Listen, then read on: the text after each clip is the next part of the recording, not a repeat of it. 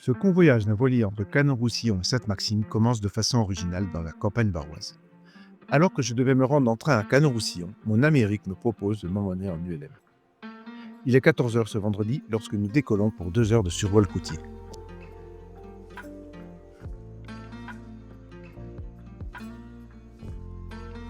Après avoir décollé, nous mettons le cap sur la Ciotat, où nous rejoignons le trait de côte par le fameux bec de l'Aigle. Nous obliquons de 90 degrés vers l'ouest en direction des Calanques.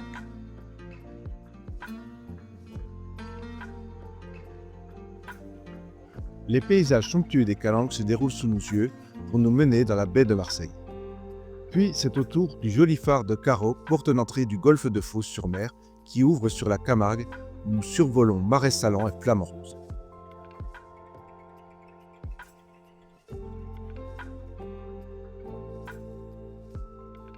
Nous avons la chance d'avoir une de ces journées d'hiver radieuses et nous nous régalons à survoler les Saintes-Maries-de-la-Mer, la pointe de l'Espiguette et le golfe de Port-Camargue. Ensuite, c'est cap vers le sud, Sète, puis le cap d'Agde et enfin la destination finale, l'aérodrome de Toreil, à côté de Canet-Roussillon.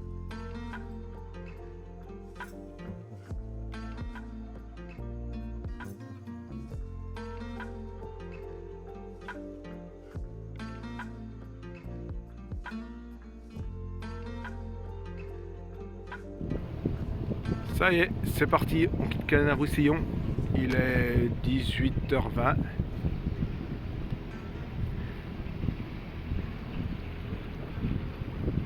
Et on est en route pour Sainte-Maxime.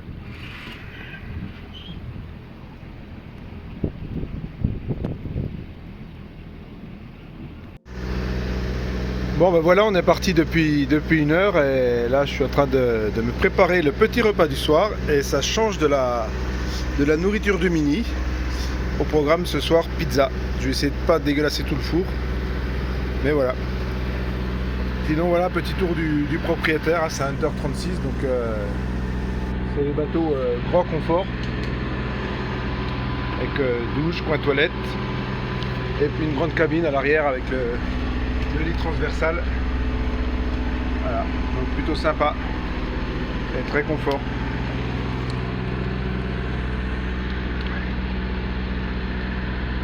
Voilà, bah la suite, ça sera tout à l'heure. Je referai une petite vidéo vers minuit. Et je vous dirai ce qu'il en est du vent parce que pour l'instant, on l'attend. Voilà, 2 heures du matin, comme attendu, le vent est rentré.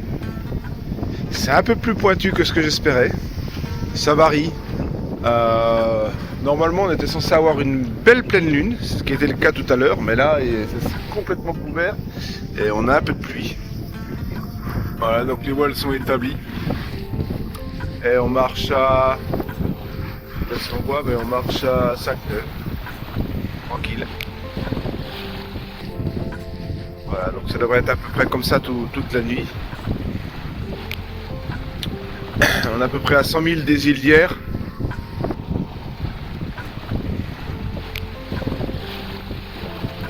Donc voilà, on avance bien.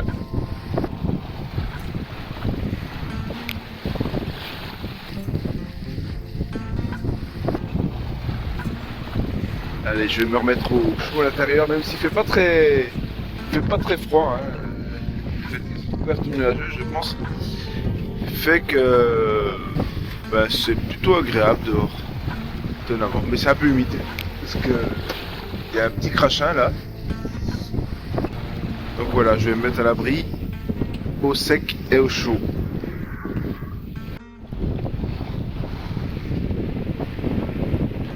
Petit matin. Enfin, petit matin, c'est 8h moins le quart. Le soleil est levé.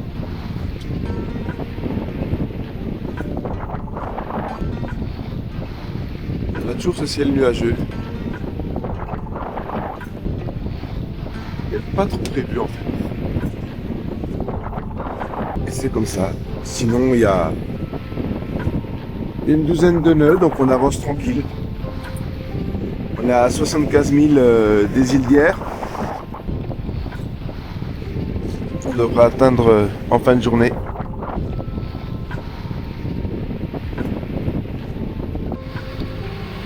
Le lendemain du départ, il est un peu plus de 13 heures et le ciel est toujours un peu nuageux.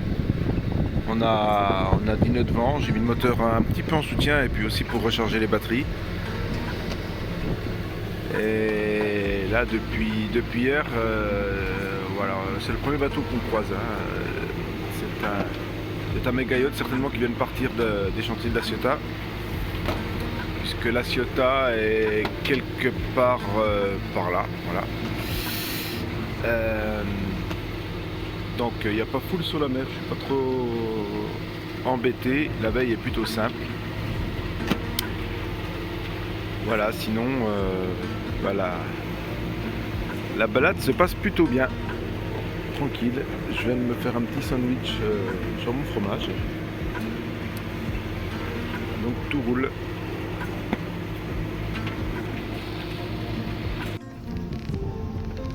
14h30, on vient de croiser que je pense être un pétrolier. Voilà, on est en face des Calanques, entre Marseille et Port-Montravers. On est quasiment, voilà, à peu plus de 9h. Là-bas, on distingue à peine les Ambiers. Et on a pas mal de trafic là. Il y a un bateau qui est là-bas au fond, je sais pas si on va le voir. On a un ferry qui est là-bas. Et carte, je pense qu'on là-bas. Et au large, hop, j'ai un catamaran là qui fait le large.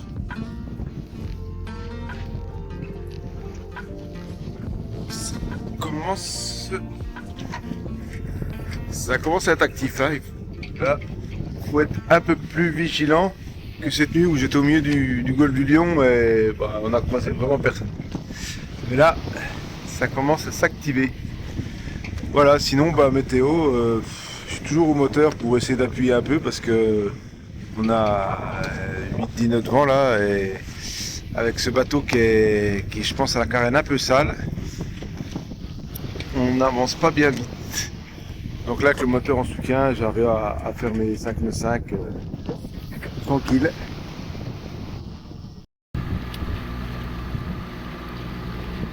Voilà, encore un qui passe pas loin. Des jolies couleurs. Il est en train de les manger. Voilà, ces petites occupations en navigation. Quelle heure il est 16h12.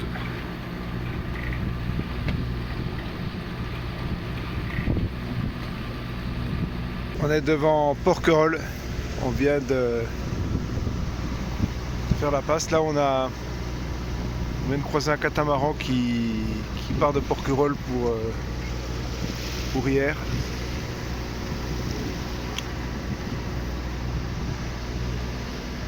Donc là on va être entre les îles pour un petit moment. Il y a quand même du monde sur l'eau.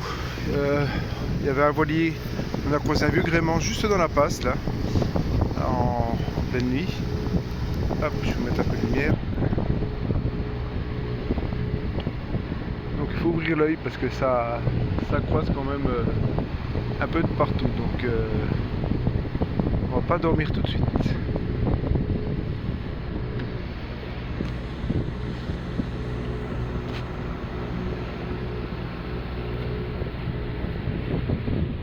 Voilà, j'ai mis les voiles en ciseaux, un peu de moteur en soutien.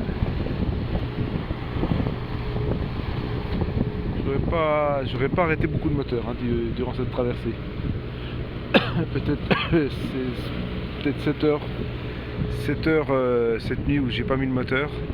Et sinon le reste du temps j'ai toujours le moteur en soutien parce que je pense que le bateau est pas très propre et du coup ça glisse pas beaucoup et on n'avance pas très vite sur le moteur. Voilà, et le but c'est quand même de convoyer le bateau, c'est pas de passer des heures sur l'eau.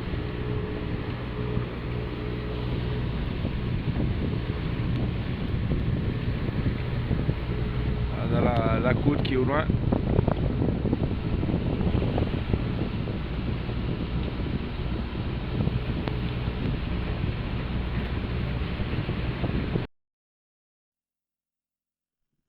Voilà, on est dimanche matin.